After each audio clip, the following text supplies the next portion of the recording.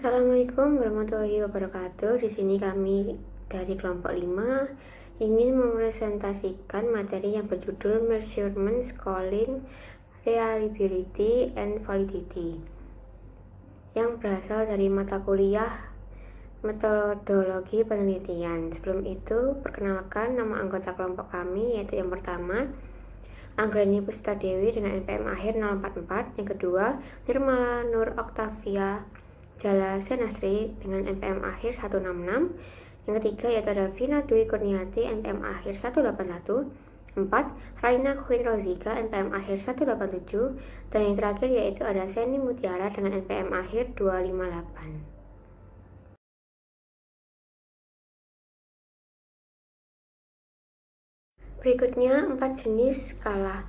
Skala adalah alat atau mekanisme di mana individu dibedakan berdasarkan seberapa besar mereka berbeda satu sama lain pada variabel yang menarik bagi penelitian kita.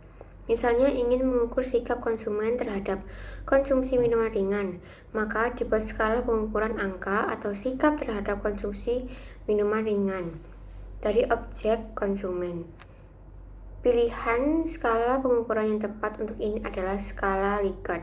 Skala Likert merupakan skala yang dirancang untuk menguji seberapa kuat responden setuju dengan suatu pernyataan, atau seperti saya suka minum minuman ringan, pada skala 5 poin dengan jangka sebagai berikut, yaitu 1 sama dengan sangat tidak setuju, 2 tidak setuju, 3 netral, 4 setuju, 5 sangat setuju. Pengukuran tersebut tak lepas dari jenis skala yang digunakan yang dibagi menjadi 4, yakni nominal, ordinal, interval, dan rasio. Skala nominal. Skala nominal merupakan skala yang memungkinkan peneliti untuk menempatkan subjek ke dalam kategori atau kelompok tertentu. Misalnya, terkait dengan variabel jenis kelamin, responden dapat dikelompokkan ke dalam 2 kategori, yaitu kode 1 untuk laki-laki dan kode 2 untuk perempuan.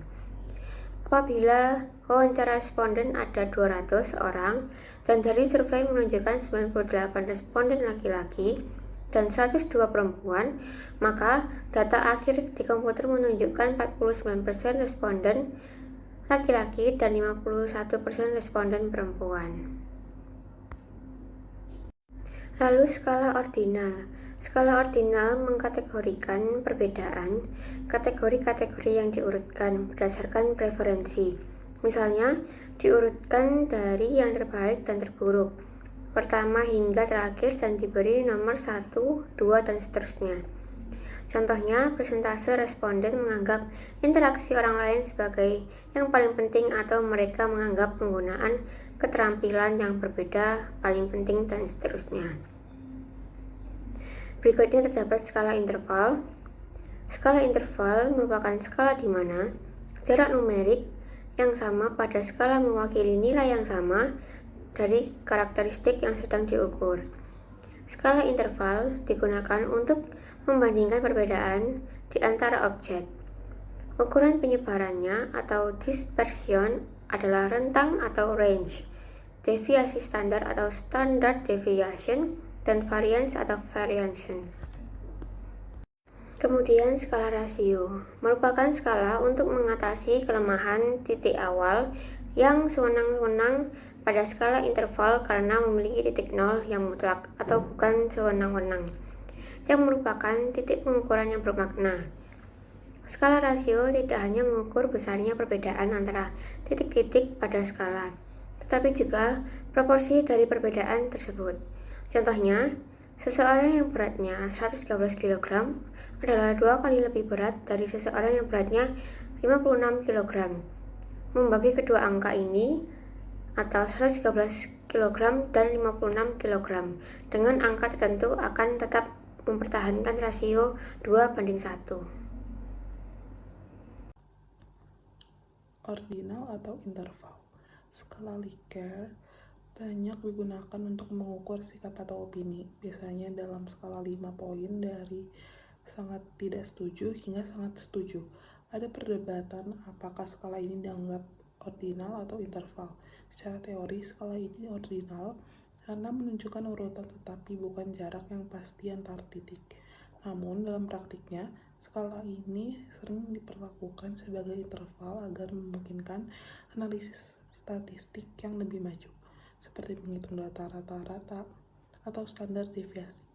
Contoh penggunaan masing-masing skala. Yang pertama, skala nominal. Skala nominal digunakan untuk mengklasifikasikan objek ke dalam kategori tanpa urutan. Contohnya, jenis kelamin dan departemen kerja. Statistik yang tepat yaitu modus. Yang kedua, ada skala ordinal. Skala ordinal memungkinkan peringkat tetapi tidak mengukur jarak yang pasti antar peringkat. Contoh, peringkat merek komputer yang digunakan di kantor atau peringkat kota berdasarkan kelayakan untuk pabrik baru. Statistik yang tepat, Indian. Yang ketiga ada skala interval. Skala interval digunakan ketika jumlah jawaban terhadap berbagai butir yang mengukur suatu variabel dapat diberikan pada skala 5 poin, 7 poin, atau jumlah poin lainnya yang kemudian dapat dijumlahkan di seluruh butir. Lihat contoh skala Likert berikut. Untuk menjawab setiap pernyataan, gunakan skala 1-5 poin di bawah untuk menunjukkan respons Anda pada tiap item. Yang selanjutnya ada skala rasio. Skala rasio digunakan ketika penelitian memerlukan angka yang benar-benar objektif, bukan subjektif. Jawaban diberikan sesuai angka sebenarnya. Contohnya, berapa banyak organisasi yang pernah Anda kerjakan sebelumnya, berapa anak mahasiswa yang berusia 19 dan 21 tahun, berapa banyak outlet retail yang Anda operasikan. Selanjutnya ada tinjauan skala. Skala nominal adalah skala yang terlemah, hanya menyediakan klasifikasi. Skala ordinal menambah peringkat. Skala interval menambah jarak yang sama antar titik. Skala rasio adalah yang terkuat dengan 0 absolut. Semakin tinggi skalanya, semakin banyak analisis statistik yang bisa diterapkan. Selanjutnya ada skala penilaian, rating scales. Skala penilaian digunakan untuk mengukur sikap dan opini dalam riset bisnis. Jenis umumnya termasuk yang pertama, skala dikotomis. Skala dikotomis hanya menawarkan dua pilihan, biasanya ya atau tidak. Contohnya, apakah Anda memiliki mobil? Ya atau tidak. Skala ini bersifat nominal. Lalu di sini tuh ada rating scale selanjutnya, yaitu ada skala kategori atau kategori scale. Itu merupakan menggunakan beberapa item untuk mendapatkan satu respon seperti di mana Anda tinggal itu seperti kayak London Timur, London Selatan, London Barat, London Utara, pinggiran, seperti kayak pengelompokan gitu bagiannya. Lalu ada semantik differential scale atau skala diferensi semantik, yaitu digunakan untuk menilai sikap responden terhadap merek, iklan, objek, atau individu tertentu. Nah, respon ini tuh dapat dipilot untuk mendapatkan gambaran yang baik tentang perspektif mereka, yaitu skala diferensi semantik bersifat ordinal.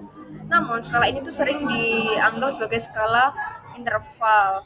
Itu seperti kayak responsif, cantik, berani, itu tuh tidak kayak kayak kebalikan antonimnya. Misalnya kayak responsif itu tidak responsif, cantik itu jelek, berani itu seperti pemalu.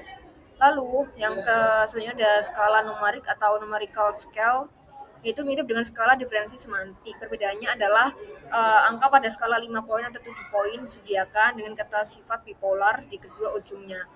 Itu seperti kayak ada kuesioner di mana kuesioner tersebut itu menggunakan angka untuk menyatakan ekspresi kita. Misalnya kita dari angka 7 sampai 1 itu misalnya kita sangat senang itu dari 7.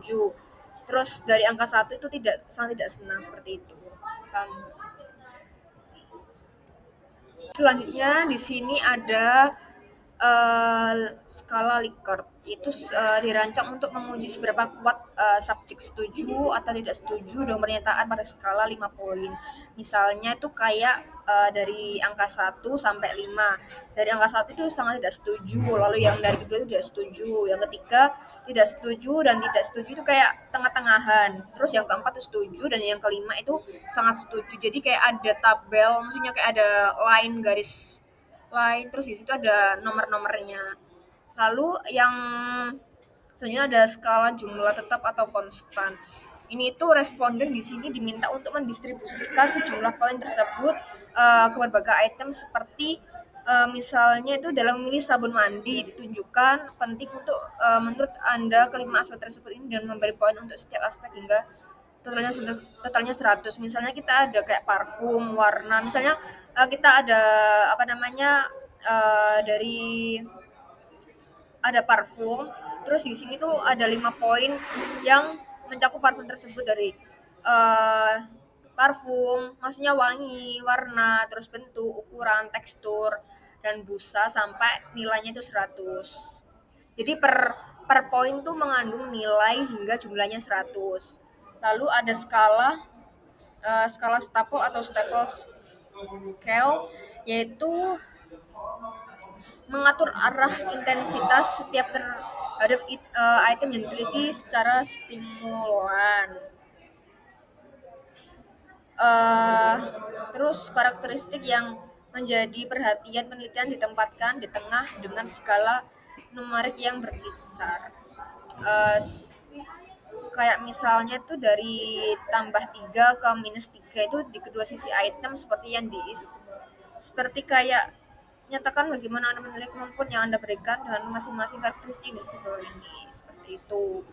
Lalu ada skala penilaian grafis atau graphic rating scale, yaitu representasi grafis membantu responden menunjukkan jawaban mereka atas pernyataan tertentu pada skala dan memberi tanda titik yang tepat pada garis. Misal dalam skala 1 sampai 10 berapa Anda menilai atasan Anda. Jadi kayak penilaiannya itu menggunakan titik yang tepat pada garis. Misalnya dari angka 1 sampai 10 itu yang angka 10 itu luar biasa. Terus yang 5 itu memadai dan yang paling bawah itu angka 1 itu sangat buruk. Seperti itu. Jadi di sini saya akan melanjutkan penjelasan mengenai rating scales. Selanjutnya ada skala konsensus. Skala juga dapat dikembangkan melalui konsensus di mana panel juri memilih item-item tertentu yang menurut mereka mengukur konsep yang relevan. Item-item tersebut dipilih berdasarkan relevansi atau relevansinya dengan konsep tersebut. Jadi skala konsensus ini dikembangkan sebagai item-item terpilih telah diperiksa dan diuji validitasnya dan reliabilitasnya. Salah satu skala konsensus tersebut adalah skala interval penampil setara Thurston, di mana suatu konsep diukur melalui proses kompleks yang diikuti oleh panel juri dengan menggunakan setumpuk kartu berisi beberapa deskripsi konsep. Panel juri yang memberikan masukan untuk menunjukkan seberapa dekat atau tidaknya pertanyaan tersebut dengan konsep yang diteliti. Kemudian selanjutnya ada skala lainnya.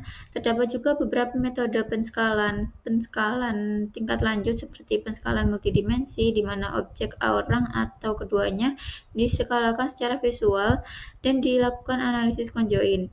Hal ini memberikan gambaran visual tentang hubungan dalam ruang antar dimensi suatu konstruksi. Nah, selanjutnya di sini ada skala peringkat atau ranking scales. Jadi seperti yang telah disebutkan sebelumnya, skala peringkat ini digunakan untuk menyadap preferensi antara dua atau lebih objek atau item.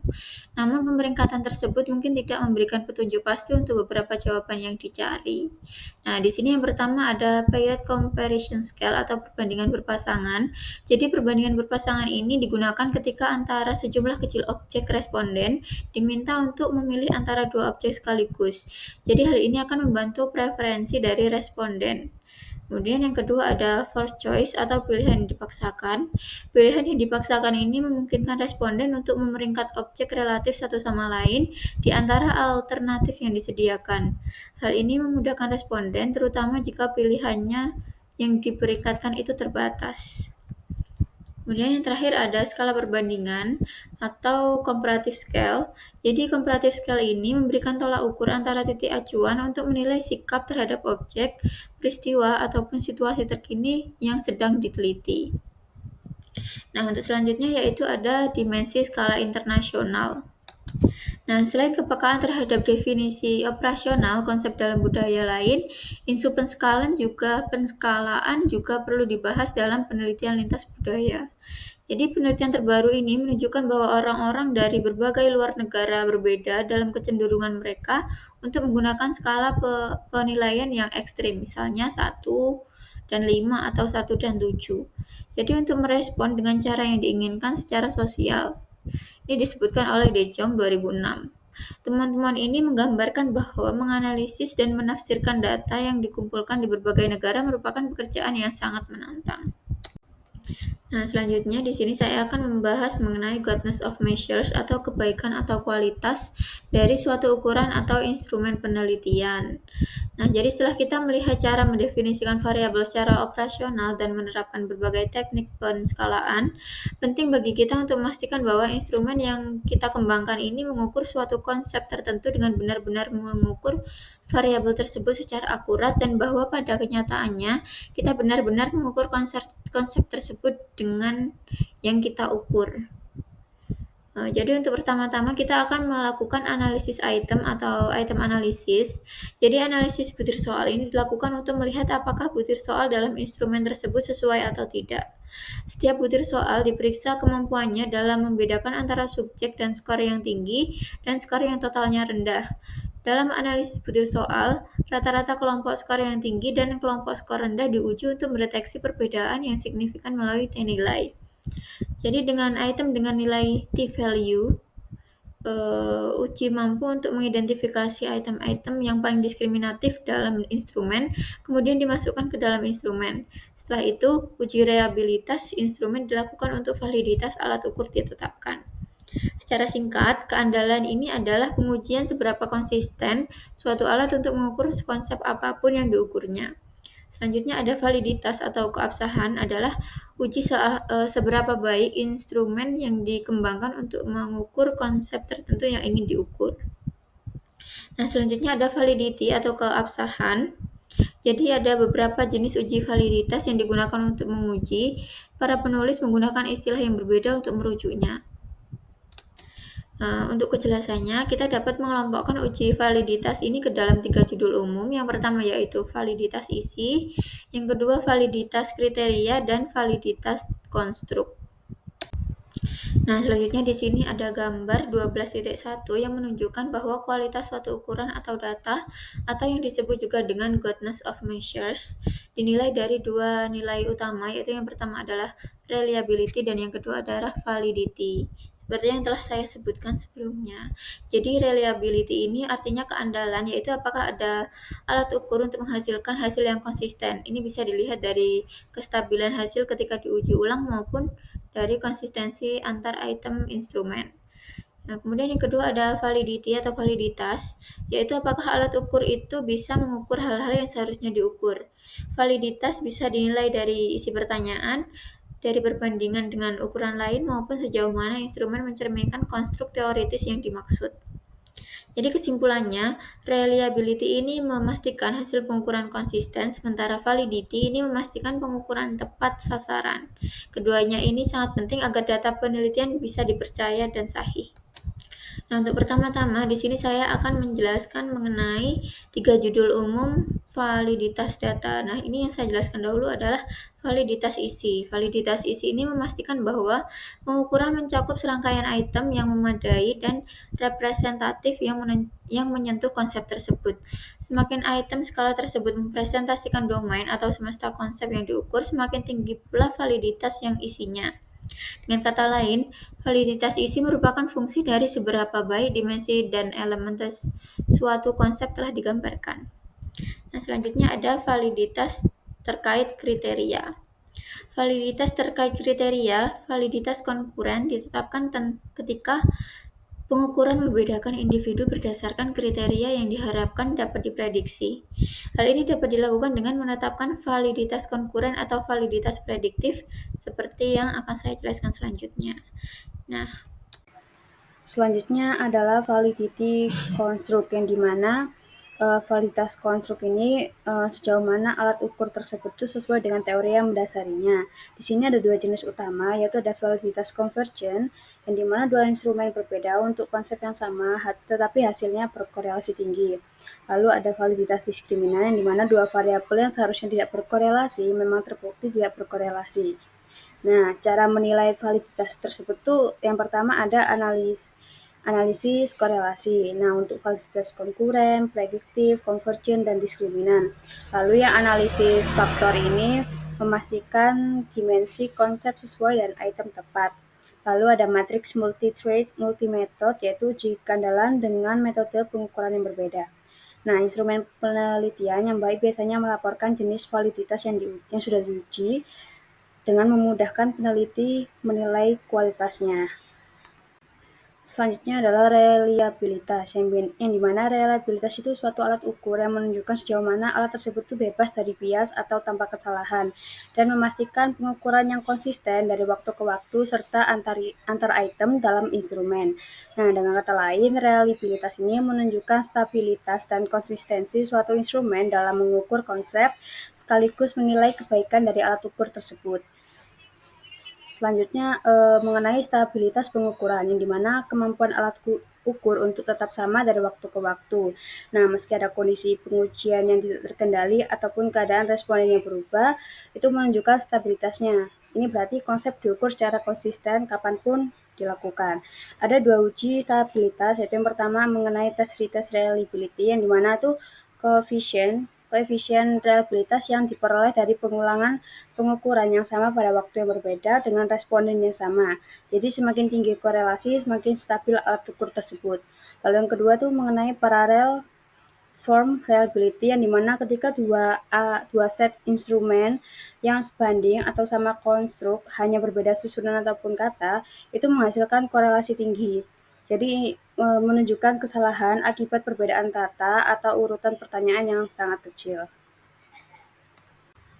Selanjutnya, konsistensi internal. Nah, konsistensi internal ini menunjukkan homogenitas item dalam mengukur konstruk yang sama. Jadi, item itu harus saling terhubung dan mampu secara independen mengukur konsep yang sama, sehingga responden dapat memberi makna yang konsisten.